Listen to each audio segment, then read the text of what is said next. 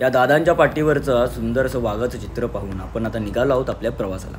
नमस्कार मंडळी, मी सूरज शिंदे तुमच्या सगळ्यांचं परत एकदा स्वागत करतोय। तर आज आपण जाणार आहोत आपल्या संकेतच्या एंगेजमेंटला, म्हणजेच आपल्याला जायचं आहे आज सांगलीला। स्वारगेटवरून बस पकडून आपण सांगलीसाठी निघालो। AC बस असल्याकारणाने स्कार्फ वगैरे लावूनच बसावं लागलं। सकाळी सांगलीच्या मध्यवर्ती स्टँडवर आपल्याला उतरलो आणि तिथे आपल्याला घ्यायला आले होते आमचे गिरीश दादा। आपला गिरशा आपल्याला घ्यायला आला होता।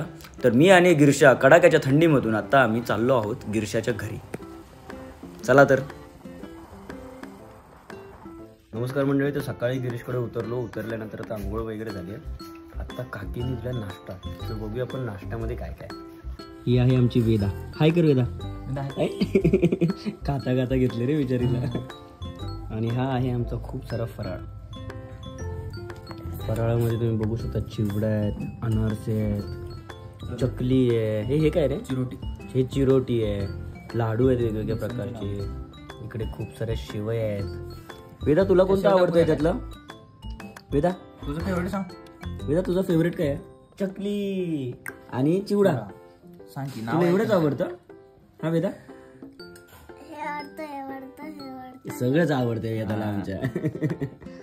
येस। आणि हो आमचे हे गिरीश दादा आहे बघा।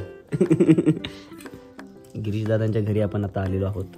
आता आपण नाश्ता करूया आणि संकेत दादांच्या साखरपुड्याला जाऊया।